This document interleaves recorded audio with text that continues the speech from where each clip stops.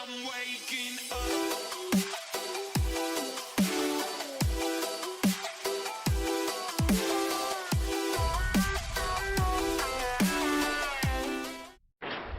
Continuing coverage now on the delay of Dungeness crab season. Dungeness crabbing season is delayed again in the Bay Area.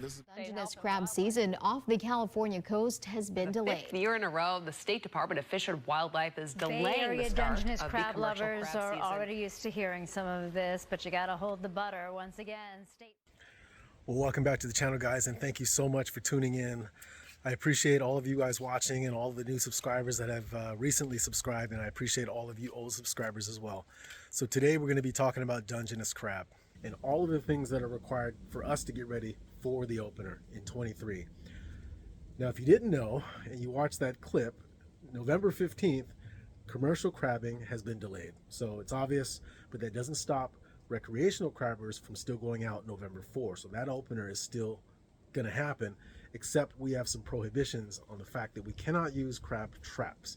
You can still use hoop nets, dip nets, snares. You just can't use the crab traps themselves. So I primarily fish with the crab traps, so I'm going to be preparing and getting this video ready for you guys so that you can figure out all of the new regulations that are going on to help you guys get set up for when we are allowed to use these crab traps.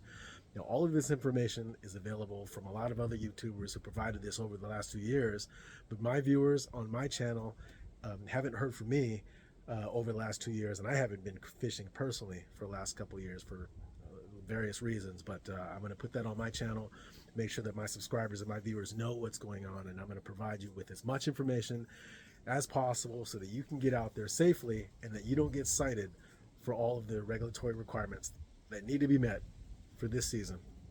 Stay tuned. Well, that's right, guys, you heard it. It's officially announced that the crabbing season is going to be delayed for the commercial fishermen until after November 15th. Today we're going to be preparing and getting ready for our crabbing season as a recreational crabber, and we're going to be setting up these traps.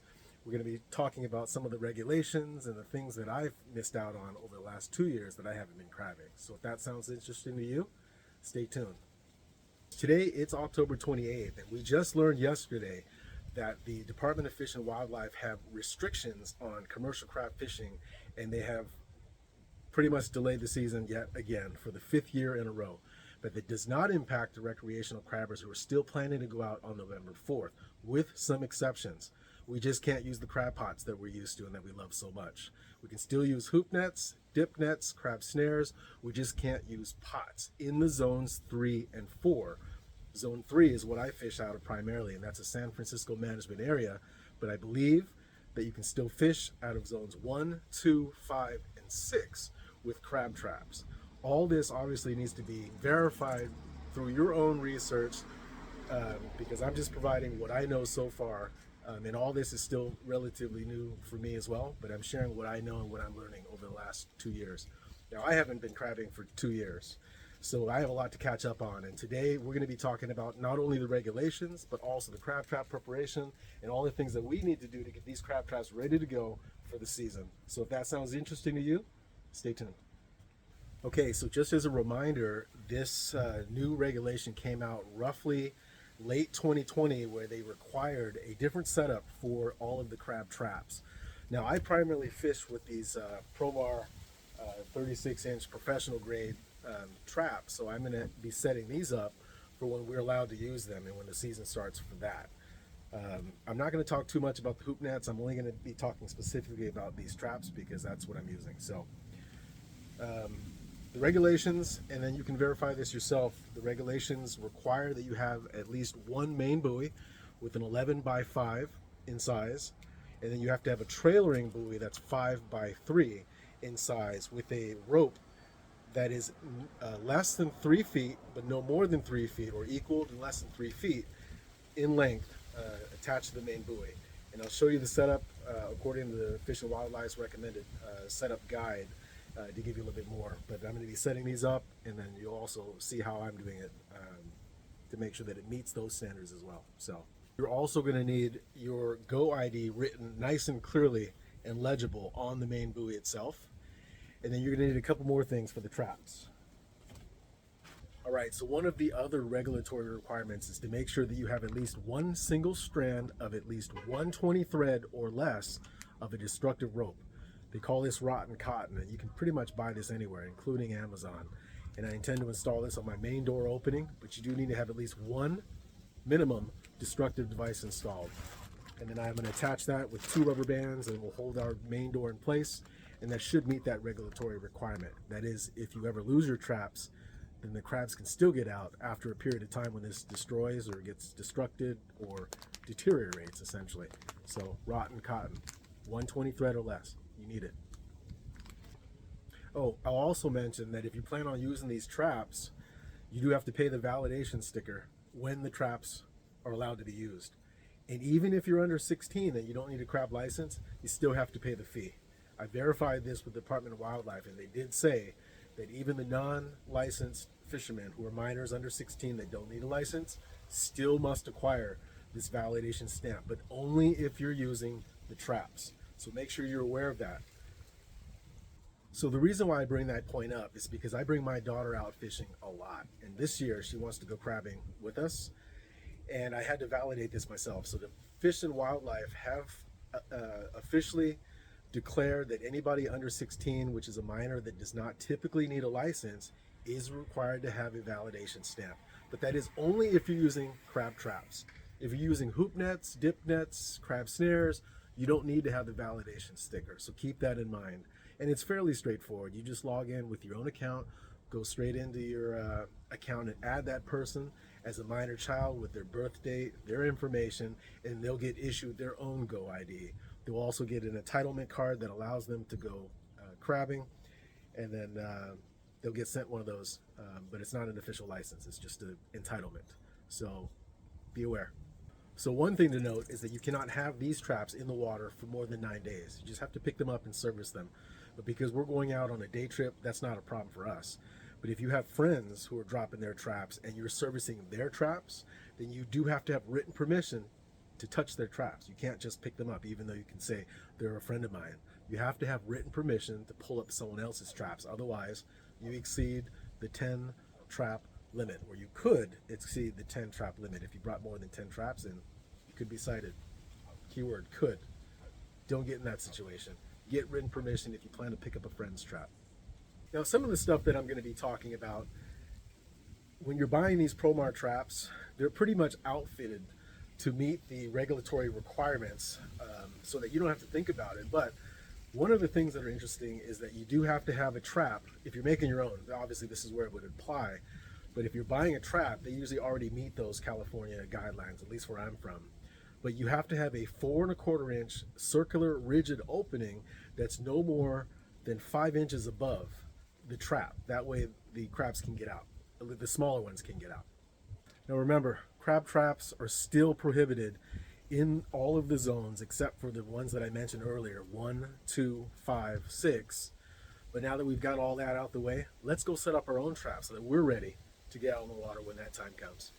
So as you can tell, a lot of my traps are really outdated, and I haven't done anything to them since 2020, which was the last time that I went crabbing. So we're going to update a lot of the things that we just talked about. We're going to outfit it with all of those things to meet the regulatory requirements for 2023. And I believe this started in 2020, so let's get started. Yeah, so as you can tell, the last time I used these traps was 2020, and I had these big, large buoys, and it wasn't a problem then. But now they want us to have specifically a red and a white marker buoy that's 11 by 5 minimum. And then they want us to have a trailing smaller buoy. Destructive device, obviously that needs to be replaced. I've got rubber bands that are really old. And then I'll be installing a bunch of newer destructive rope. That way we're ready to go.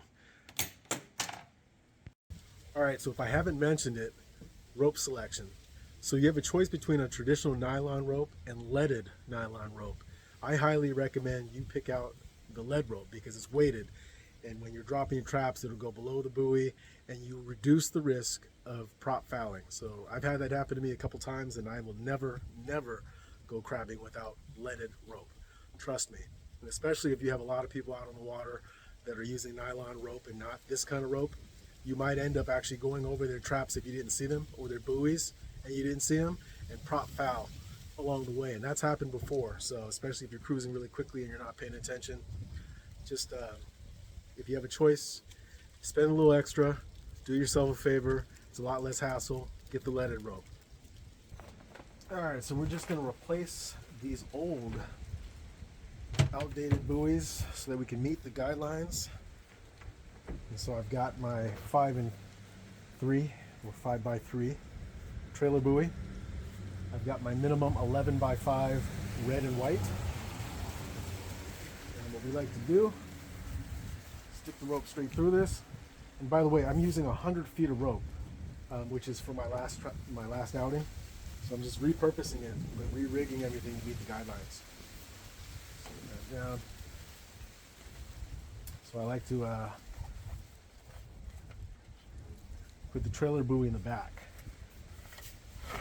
And we want the trailer buoy in the back.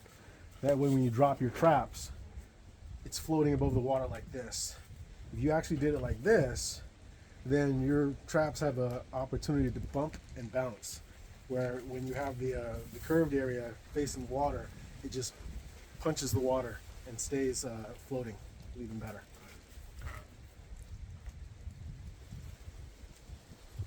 So, I think what we're going to do is just put a standard knot on the back of this, like that, maybe a couple. All we really care about is that it stays.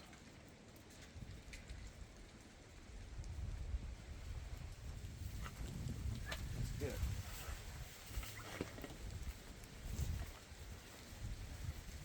And then we're going to need less than 3 feet. Just mark it out about 3 feet, something like that. And then really we'll just put a knot on this.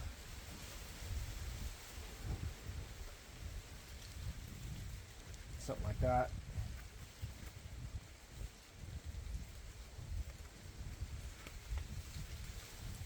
Whatever knots you want, it doesn't really matter, really. And there you have it, really. That meets the standard guideline. Don't worry about this knot. I'm going to end up removing it from the trap, and I'll push it through, and then I'll have a nice knot and it stays. So there it is. And then put your Go ID on here. And that's it, guys. Simple. Done. Because there's so many knot choices, I'm not going to tell you how to do your knots. But that's essentially the setup that you want. Less than 3 feet, trailer buoy, and then main buoy. That's it. We're done. You know, I'm pretty certain that I missed a lot of the details, but I tried to cover as much as I possibly could have covered. So if there's anything that I missed, please just comment, let me know if you have any questions. I try to stay updated as much as possible, and I try to share that with you guys, and I hope that you did get something out of it. And if you did, great. And if you didn't, then do some more research, because that's exactly what I'm going to be doing. Again, I haven't fished or crabbed for 2 years, and I've got a lot to catch up on, so I'm hoping that everything that I know I'll be able to share with you, and that you now know. So yeah. All right, guys, well, I hope you enjoyed that short explanation of the regulations and the trap setup.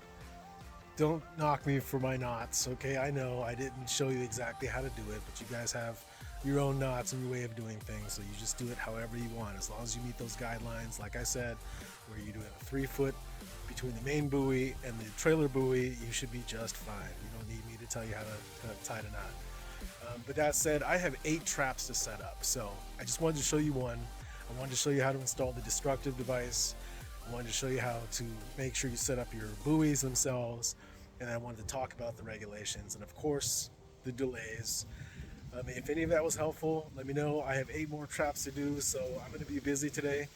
So I didn't want to make that a long, drawn-out video explaining, because there's a lot of people that explain it or have already explained it over the last couple of years, but I did want to provide that onto my channel so my viewers can know. And if that was helpful, do let me know. Comment, subscribe, like, share, and of course, I hope you get lots of crab. I'll see you guys later. Thank you for watching.